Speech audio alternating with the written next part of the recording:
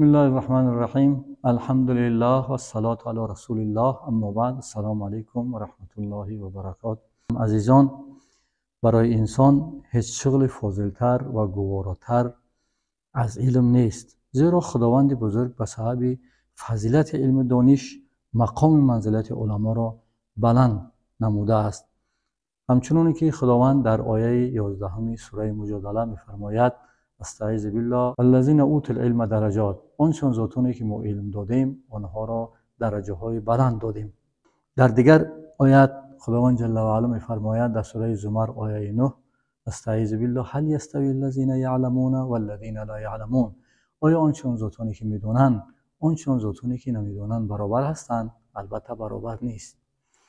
و خداوند جل جلاله برای فضیلت همین علم که علم سبب نیکبختی و سبب کمالات انسان و نیکبختی دنیا و آخرت انسان هاست، حبیب خودش محمد مصطفی صلی الله علیه و سلم را وقتی که با پیغمبری برگزید، اولین آیت هایی که برای حبیبش فرستاد استعیذ بالله فرمودند: اقرأ بسم ربک الذی خلق، خلق الانسان من علق، اقرأ و ربک الاکرم الذی علم بالقلم، علم الانسان ما لم یعلم. در این آیات های مبارکه خداوند جل و علا میفرماید: بخوان ای حبیب من به اسم پروردگارت، آنچنان پروردگاری که تو را خلق کرد انسان را از علق، و بخوان به اسم پروردگارت که اکرم است، آنچنان پروردگاری که دانان انسان را آنچه که نمیدانست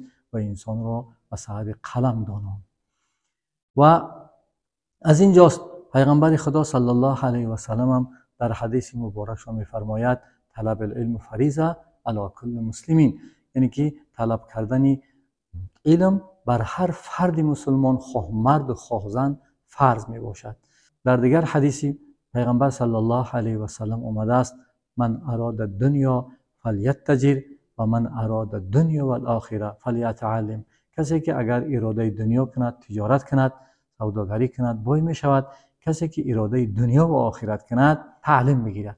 در دیگر حدیث پیغمبر صلی الله علیه و سلم آمده است که برای طالب علم و عالمان تمام مخلوقات الهی استغفار میکند، حتی ماهیان در بحر. امروز میلیون ها ماهی ها در بحرها شنا میکند، حتی همون ماهی ها هم برای طالب علم، برای عالمان استغفار میکند. این دلیل است برای فضیلت.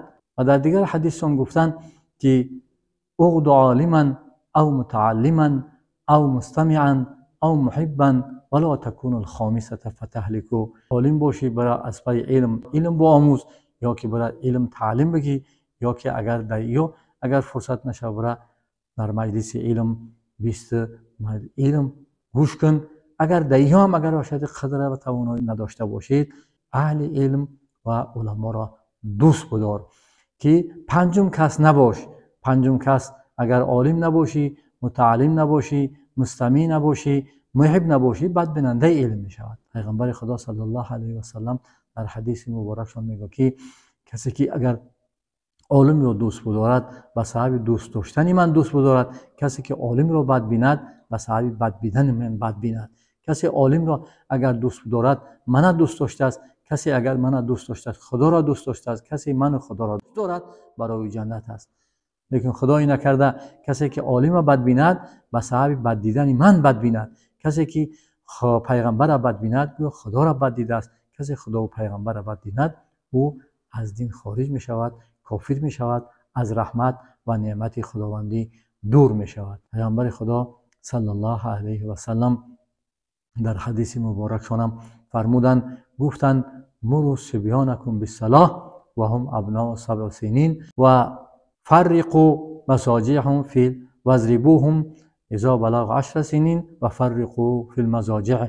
گفتند که شما فرزندهاتان را امر کنید به نماز وقتی 7 ساله شوند، وقتی 10 ساله شوند اگر به شرط نماز نخوانند را آداب بدهید، و وقتی که 10 ساله شوند جایگاهشان را جدا کنید. این هم برای فضیلت علم دانش است که الکی فرزند 7 سالگی شود باید علم نماز بداند، نماز شروع کنند. پیغمبر خدا صلی الله علیه و سلم در دیگر حدیث میفرماید الخیر عاده و شر عاده. شرم یعنی کارهای خوبم عادت، کارهای بدم عادت. برای اگر باشد ما فرزندو را از خردسالی به علم اگر باشد ما عادت کنانیم، ان شاء الله کلان هم شوند، همون علم مشغول میشوند. برای همون در دیگر حدیث فرمودند که امت ما را هلاکتش در دو چیزای، یکی در تفریقه، یکی بیسوادی. اگر امت در مابین امت صلح و صلاح نباشد، یک دیگر فهمی نباشد، تفریقه شود، هر کس کجا شود، او امت از بین می رود. اگر امت بیسواد ماند، بی علم ماند، بی دانش ماند، از دانش اگر باشد دور ماند، امت را هر کسی کدام طرفی بخواهد بردن میگیرد و در نتیجه امت از مابین نیست می شود. همه این فضیلت ها برای طلب کردن علم است. پیغمبر خدا صلی الله علیه و سلم در دیگر حدیث هم فرمودند که لکل شیء طریق و طریق الجنت طلب العلم. برای هر چیز راه است، راه جنت، داخل شدن جنت طلب کردن علم است. پیغمبر خدا در قصه قرآنی یک صحبت چونده، حضرت موسی علیه السلام را کسی پرسید از شما عالمتر هست؟ حضرت موسی علیه السلام تفکر کرد، گفت من پیغمبر اولوالعزم باشم، صاحب شریعت باشم، صاحب کتاب باشم، البته گفت از من عالمتر نیست. خداوند جل و علا برای همین سخنشان عتاب کرد و فرمود که ای موسی، در فلان جام به لفظ قرآنی میگه که بنده صالح فلان جا دارم، اگر به شرطی که پیش او برای او چیزهایی را میدونه که تو نمیدونی. حضرت موسی علیه السلام برای قصد طلب کردن علم امر خدا را به جا آورد و در گفتن همون رجل صالح که بر اصطلاح مفسران میگن که حضرت خضر علیه السلام بود، او را گفتن که در جایی که ماهی تا گم میکنی، یعنی جای جمع شدن مجمع البحرین میگه به لفظ قرآن، همونجا میوی. حضرت موسی علیه السلام شاگردشون گرفتن برای طلب کردن همون حضرت رهسپار شدن. حضرت یوشع خطی یک ماهی به اصطلاح حاضره سالانی داشتن، یک جا دم گرفتن، بعد اونجا خستن و یک چند مسافه رفتن که گفتن اگه گشنه شدیم بیا همون ماهی را بیار یک نانشته کنیم. حضرت گفت ماهی همون جایی که دم گرفته بودیم همونجا گفت فراموش کردم. برای خداوند جل و علا گفته بود که همون بنده صالح مرا در جایی که تو ماهی تا گم میکنی همونجا میوی. بعد حضرت موسی گفت که جای طلب ما، مقصد ما همونجا میگردیم میریم. رفتن همونجا که مجمع البحرین میگه، در همونجا این رجل صالح که حضرت خضر علیه السلام بود یافت. حضرت خضر و بعد گفت که من چیزهایی که خدا تو را داننده است ما را تعلیم بده. رجل صالح حضرت خضر گفت که تو طاقت نمیکنی خطی من. حضرت موسی گفت ای حضرت شما من تجربه نکرده، اگه جو میدونی که من طاقت دارم یا ندارم؟ بعد گفت نباشه شریک میشیم، شرطی من همین است که هر چی که از من میبینی، هر چی که میشنوی، تا من اگر خودم سبب شوم شیرشه و عاقبت نگم تو یکم سوال میکنی. خب مایلش گفته با کلا گرفتن، خیر رفتن دریا گذشتن. از دریا گذشتن، بعد دریا گذشتن خبرقتی همون کشتیچه را عیبدار کردن.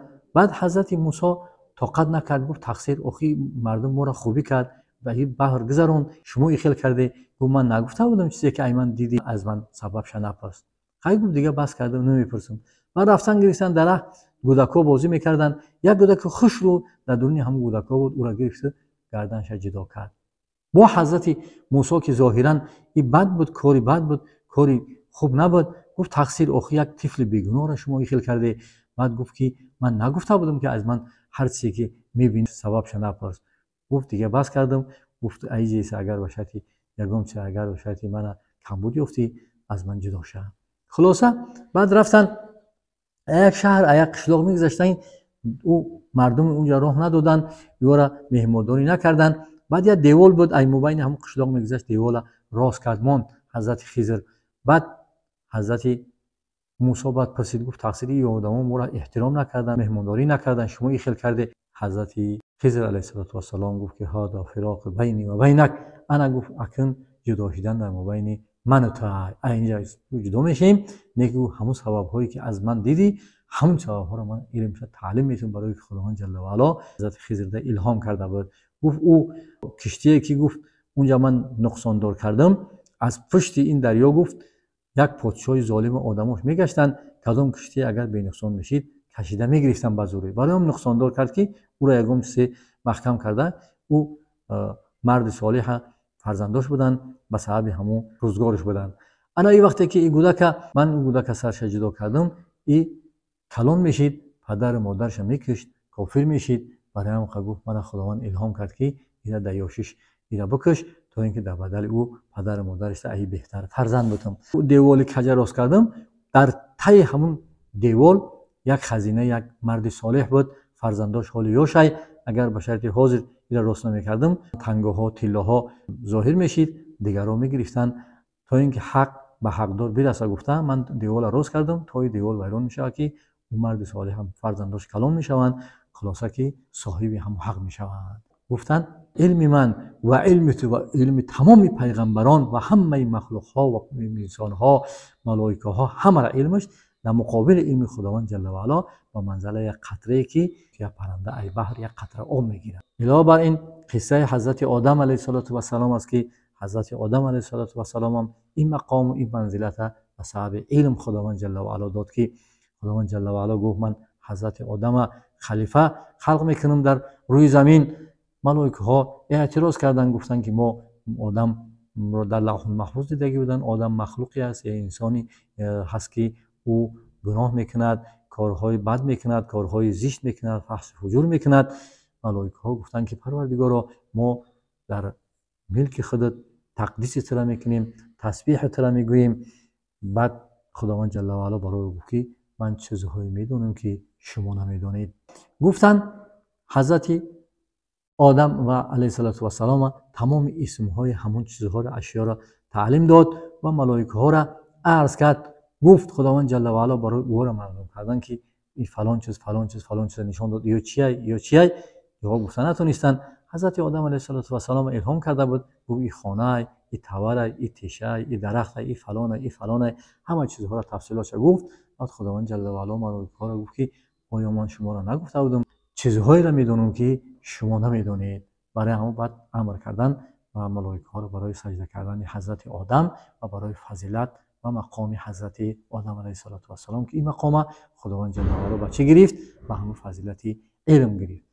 پیامبر خدا صلی الله علیه و سلم میگه علم نور و اصحاب من علما ستارگان روی زمین. زیبایی، روشنی، آبادی دنیا چی است؟ عالمان است. و در دیگر حدیث هم گفتن که العلماء ورثة الانبیاء، عالم ها میراثبران پیغمبران است. از پیغمبران مال دنیا میراث نمانده است بلکه علم میراث مانده است. گفته فضیلت علما را بیان میکنند.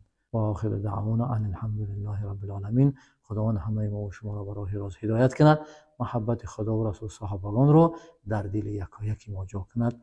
فرزندای ما و شما را اهل علم، اهل فضیلت و سبب نیکبختی و نور چشم ما و شما بگردند. آمین یا رب العالمین.